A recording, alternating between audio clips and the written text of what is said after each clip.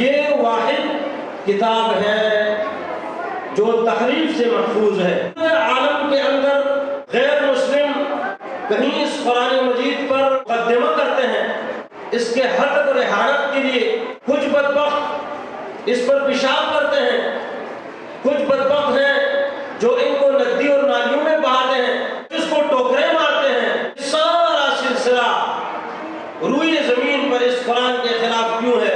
لوگوں نے قرآن مجید کو کیوں ٹوکرے لگائے؟ اس کی وجہ یہ ہے کہ یہ قرآن مجید ان کے بتوں کو پاش پاش کرتا ہے، ان کے ذہنی بت، ان کے اختراعی بت، ان کے ایجادی بت، ان کے دلوں کے اندر جو بت بیٹھے ہوئے ہیں، ان تمام بتوں کو جب سے یہ کتاب آئی اس نے پاش پاش کیا۔